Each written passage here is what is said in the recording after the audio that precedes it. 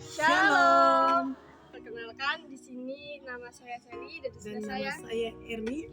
Nah, di sini kita akan menjelaskan sebuah buku yang berjudul Pengantar Sosiologi. Di sini saya akan menjelaskan tentang penulis buku Pengantar Sosiologi. Buku Pengantar Sosiologi ditulis oleh Kamanto Sunarto dan ditulis oleh Kamanto Sunarto. Buku ini sudah menjadi edisi revisi.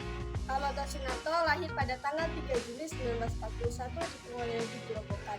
Beliau adalah lulusan Universitas Indonesia dan beliau juga menjadi dosen tetap di Visio UI. Di sini saya akan membahas tentang pengantar sosiologi. Dalam sosiologi, tokoh yang sering dianggap sebagai bapak sosiologi ialah Auguste Comte. Nama sosiologi merupakan hasil ciptaannya. Comte pun dianggap sebagai perintis positisme. Sumbangan pikiran penting lain yang diberikan Comte ialah pembagian sosiologi ke dalam dua bagian besar, yaitu satu, statika sosial atau sosial statik, dan yang kedua, dinamika sosial atau sosial dinamik. Sumbangan utama Marx bagi sosiologi terletak pada teori mengenai kelas. Menurut Marx, perkembangan pembagian kerja dalam kapitalisme menumbuhkan dua kelas yang berbeda, kaum borgesis dan kaum proletar. Menurut ramalan Marx, konflik yang berlangsung antara kedua kelas akan dimenangkan oleh kaum proletar yang kemudian akan mendirikan suatu masyarakat tanpa kelas. Dalam buku Rules of Sociology, Durkheim menawarkan definisinya mengenai sosiologi. Menurut Durkheim, bidang yang sering dipelajari sosiologi ialah fakta sosial. Buku Suicide tahun 1968 merupakan upaya Durkheim untuk menerapkan metode yang dirinya dalam Rules of Sociology method untuk menjelaskan angka bunuh diri.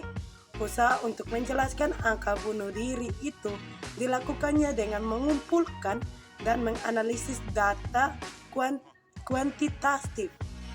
Weber merupakan seorang ilmuwan yang sangat produktif. Salah satu bukunya yang terkenal ialah The Protestant Ethic and the Spirit of Capitalism. Dalam buku ini mengemukakan tesisnya yang terkenal mengenai keterkaitan antara etika Protestan dan munculnya kapitalisme di Eropa Barat. Sedangkan tokoh sosiologi selanjutnya yaitu Mill berpandangan bahwa manusia memerlukan imajinasi sosiologi untuk dapat memahami sejarah masyarakat, riwayat hidup pribadi dan hubungan antara keduanya. Untuk melakukan hayalan sosiologi tersebut diperlukan dua peralatan pokok, apa yang dinamakannya personal troubles of milieu dan public issue of social structure. Berger mengajukan berbagai citra yang melekat pada ahli sosiologi, yaitu sebagai seorang yang suka bekerja dengan orang lain, menolong orang lain, melakukan sesuatu untuk orang lain, seorang teoretikus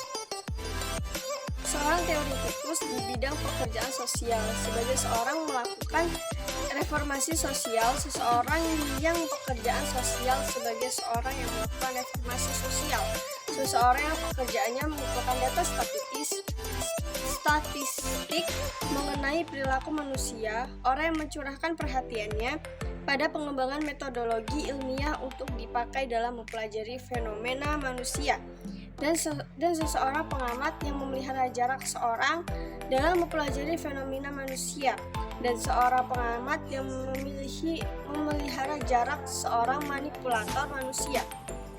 Berger mengemukakan bahwa berbagai citra yang dianut orang tersebut tidak tepat, keliru, dan menyesatkan.